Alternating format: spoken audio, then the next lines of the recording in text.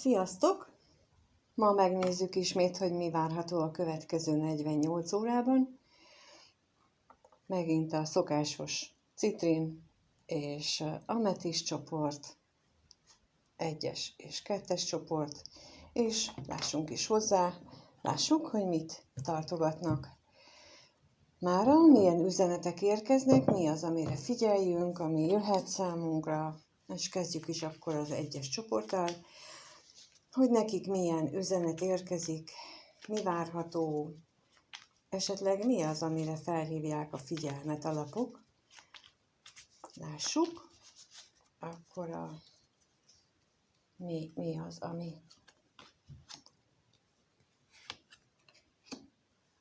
ami fontos lehet.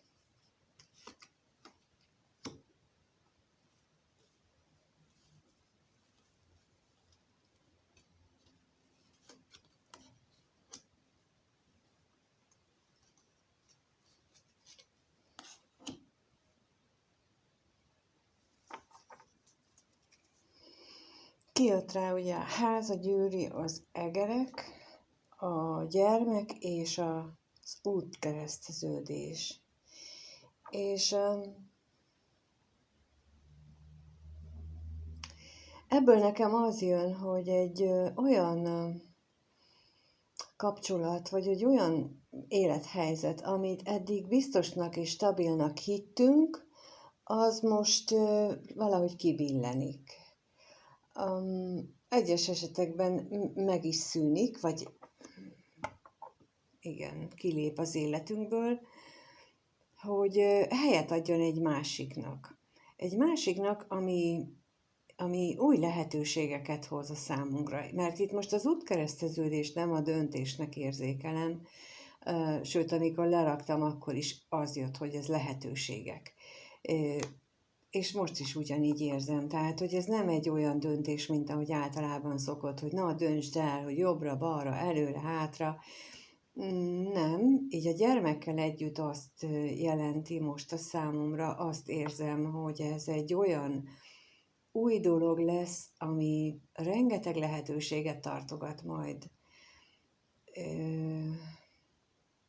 És ez a kapcsolat, vagy kapcsolódás, vagy élethelyzet, ami megszűnik, ez kicsit emlékeztet engem most a toronyra, de nem olyan módon, nem olyan durván fog ez, tehát nem lesz annyira fájdalmas, sokkal inkább abból a szempontból emlékeztet engem a toronyra, hogy azért szűnik meg, hogy legyen helye ennek az új lehetőségeknek bejönni az életünkbe.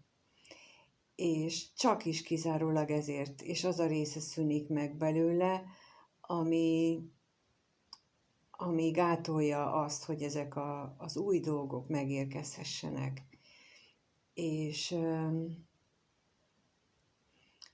nagyon azt érzem most,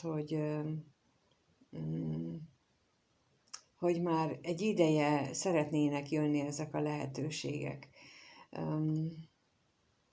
De nem tudjuk, nem bírtuk eddig beengedni. És most úgy tűnik nekem, hogy ezek a lapokkal azt üzenik, hogy ha nem bírunk túllépni, akkor segítséget kapunk, és ezt most tényleg segítségnek fogjuk érezni, nem úgy, mint egy toronynál, amikor azt se tudjuk, hogy most mi történik körülöttünk. Itt nem azt érzem, itt azt érzem, hogy tényleges segítségnek fogjuk megélni, hogy végre valamit le tudunk zárni, vagy át tudunk alakítani, fel tudunk függeszteni az életben, hogy egy másik dolgot beengedjünk. De megkérdezem, mit jelent itt ez a gyűrű? Mit jelent itt ez a gyűrű?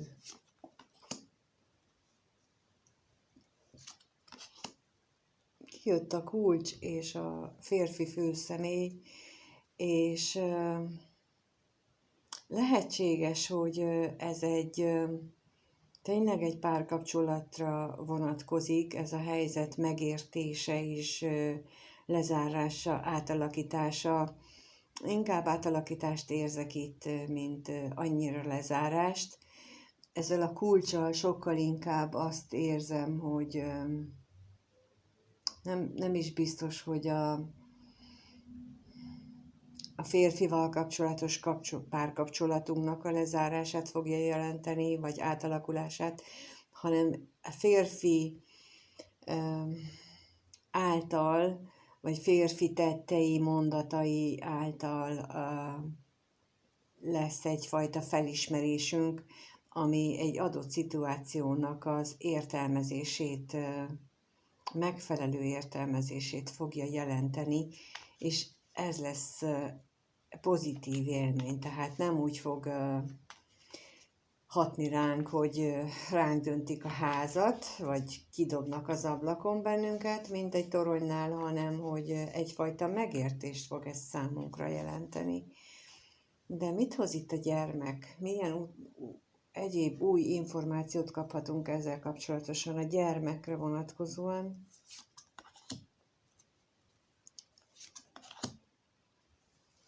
Kijött a fa és a kasza. És ez a lehetőségek, ez a gyermek, ez az új irány, ez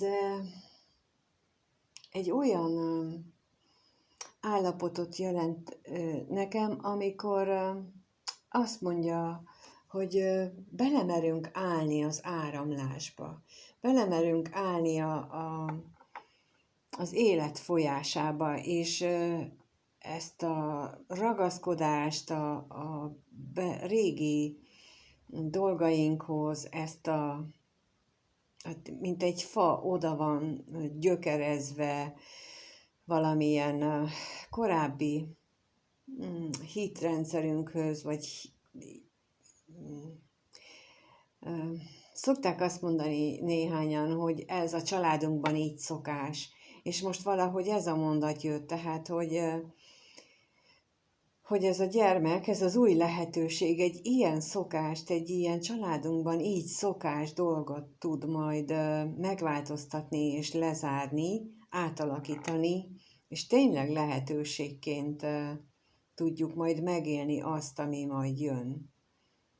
De ehhez nagyon figyelnünk kell arra, hogy mi lesz a megoldása ennek a házgyűrű kombinációnak, ott milyen átalakítás, lezárásra van szükség. És ez megint csak nekem összefügg, mert ugye a ház is egyfajta stabilitást, egyfajta örökséget, egyfajta őseink által ránk hagyományozott dolgot jelent, és a fa itt ugyanígy, tehát valahogy ez a kettő ilyen szempontból összefügg, hogy lehet, hogy az egyikkel még csak rájövünk, és a gyermek pedig már lehetőséget biztosít arra, hogy ezt le is zárjuk magunkban, hogy olyan módon tudjuk ezt lezárni, ahogy az végül is egy további, vagy még több további lehetőségnek nyitja meg az utat. Igen, azt hiszem ez lesz a 48 órának a legnagyobb ajándéka, hogy sokan közületek ráébrednek olyan oldalára a jelenlegi életüknek, amit eddig nem vettek észre. Lehet, hogy egy férfival való beszélgetés, vagy az ő cselekedetei, korábbi vagy jelenlegi cselekedetei által. Hát nagyon remélem, hogy ez tényleg ilyen módon megvalósul, mert ez nagyon szuper és nagyon szép átalakulást és változást jelentene. Köszönöm, hogyha itt voltál, megnézed. Köszönöm, ha lájkolsz, feliratkozol. Mindenkinek minden jót kívánok, sziasztok! És akkor lássuk is a második csoportot, hogy számukra milyen üzenet, vagy mi érkezik. Láthatunk-e valamit abból, hogy esetleg valami történik, vagy csak energiaszinten történik. Tehát a kettes csoportnak mi az a következő 48 órára, milyen üzenet, milyen üzenet jön a következő 48 órára azoknak, akik ezt a csoportot választották. Számukra milyen üzenet érkezik? Milyen üzenet érkezhet?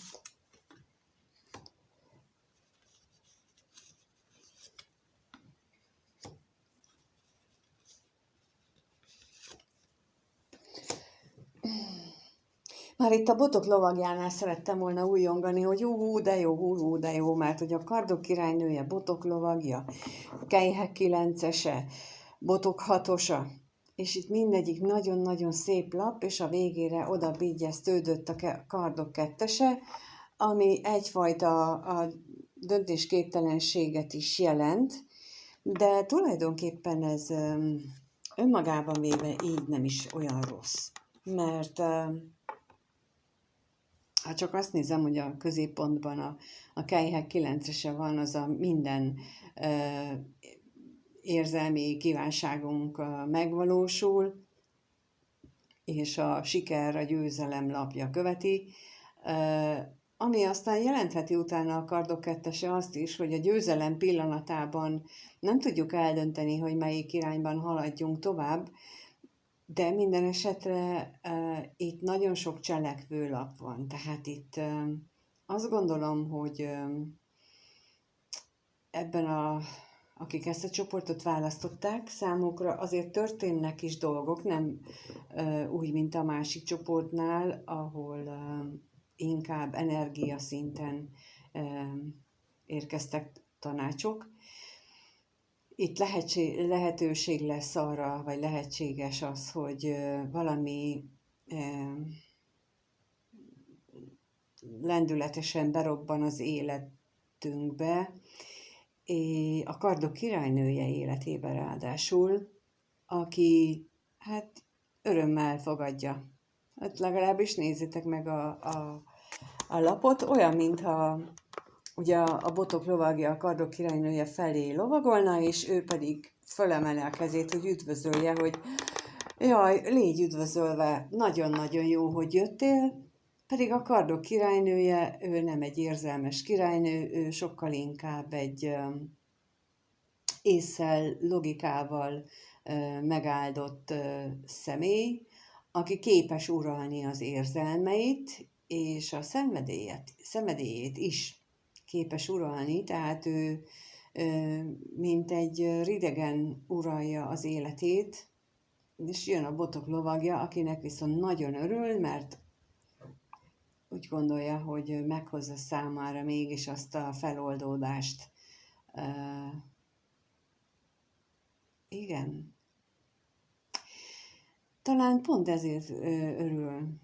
És akkor rá is kérdezek itt erre a botok lovagjára, hogy ténylegesen megtudhatunk erről, hogy mi lesz ez a momentum. Mi lesz az, aminek ez a kardok királynője ennyire örül, és így üdvözli. Mi az, amit erről megtudhatunk bővebbet?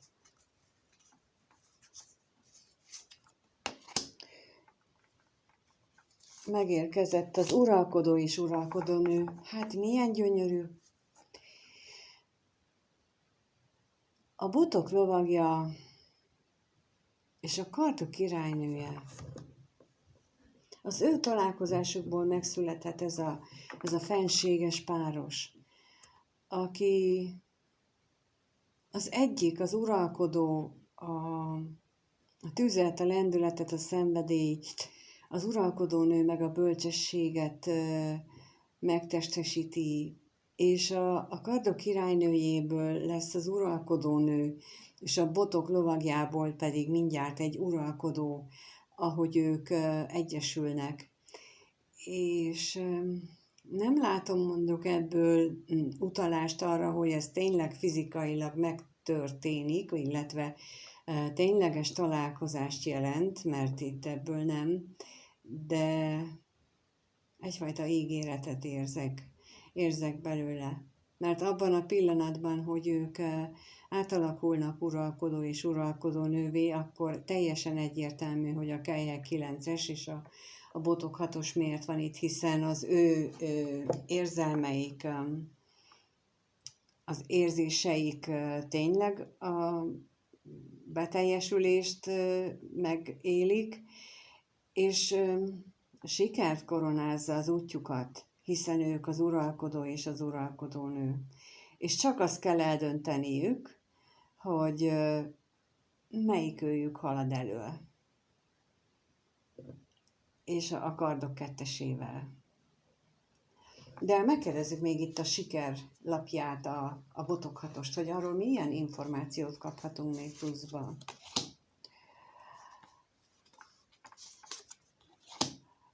Igazságszolgáltatás és halál.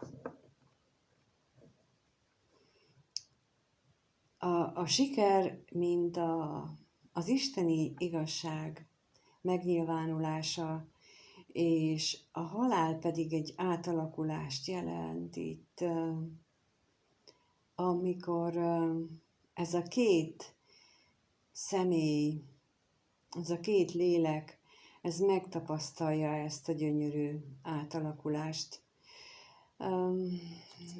Kardok kettesére is kérnék szépen még.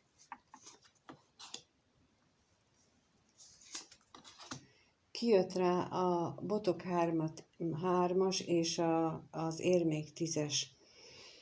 Ez olyan, mintha azt jelenteni, hogy végül is a családdal való együttműködés lesz a megoldása ennek a döntésképtelen helyzetnek, és most nekem ebből, ha konkrétan leszeretném fordítani ezt így emberi cselekvésre, és nem csak az energiák szintjéről beszélek, akkor azt jelenteni, mint hogyha ez a már meglévő páros, ez a kardok királynője és botok lovagja találkozásból létrejöhet ez az a minőség, amikor képesek felülemelkedni dolgokon, azáltal, hogy az égiek is besegítenek ebbe a felülemelkedésbe, hiszen kijön az isteni igazságszolgáltatás lapja, és kijön a halál lapja is, hogy egy nagy transformáció, egy nagy átalakulás következtében ez megvalósulhat, és úgy tudják ezt igazából sikerre vinni, hogyha az együttműködésüket, vagy az együttműködésük során a családot és a földi anyagi dolgokat is figyelembe veszik. És akkor ez egy nagyon más szemszögből való megközelítése a dolgoknak, mert ha hagyományos férfi-nő kapcsolatra gondolok, akkor ez a botok hármas és a érmék 10-es az nem azt jelenti nekem, hogy ők most együtt fognak élni, az uralkodó és uralkodónő, ameddig meg nem halnak. Tehát nem az együttélést, a fizikai együttlétet jelenti, hanem a lélek együttműködését sokkal inkább, és egyfajta engedményeket a család érdekében, ahol a család nem látja be, hogy ebből nekik is előnyük származna, ha ez a két ember együtt tud működni. Ehhez nagy nyitottságra lenne szükség mindenki részéről, hogy ezt így elfogadják, mert az uralkodó és uralkodónő, ők egy nagyon termékeny páros, ők úgy tudnak manifestálni, ahogy senki más. Ők tudják uralni a világot, ezt az anyagi világot is, és ebből mindenkinek csak jó és előnye származhatna, ha képes megérteni ezt a magasabb rendűséget. És én nekem itt most a botok hármas és az érmék 10-es ezt jelenti, hogy egy olyan megoldást kell találniuk, amiben ezt a magasabb rendű együttműködést tudják ők működtetni. És ez mindenhol más. De az nem megoldás például, hogy úgy maradok egy családban, hogy közben meghalok, mert akkor ő nem tud uralkodó lenni. Az uralkodó az mindenhol uralkodó. Az uralkodó az attól uralkodó, hogy ő uralja mind a négy elemet. Ő érzelmileg is a kelyheket, az érméket, a botokat és a kardokat is uralja, és a családját is uralja, és az uralkodó nő is ugyanígy. És csak akkor tudnak, hogyha ők erre képesek, és ameddig ez így nem tudnak ebbe átalakulni, addig vannak problémák, addig különböző szinten vannak. De utána meg tudják oldani azt az együttműködést, hogy jó is legyen mindenkinek. Ebből most nem tudom, hányan lesztek érintettek, de azt gondolom, hogy van közöttetek olyan, akinek ez mint lehetőség megadatik a következő időszakban, és ezt nem mondom, hogy 2 nap, bár ugye arra kértem, de az a tanács jön, amit jön. Viszont ez egyfajta ígéret is. Úgyhogy bízni kell csak ebben, hogy jönni fog.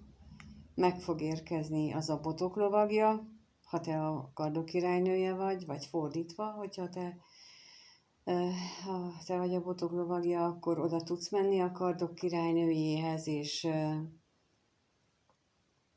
a támogatásról biztosítanak itt ezekben a lapokban.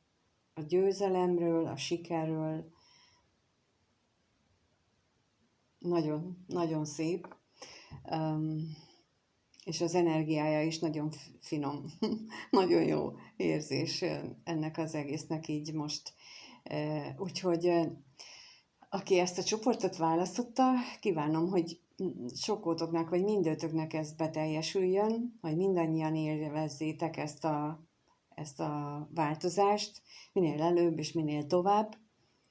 Köszönöm, ha itt voltál, megnézed, ha megosztod a videót és a véleményedet is, és minden jót kívánok mindannyiótoknak, sziasztok!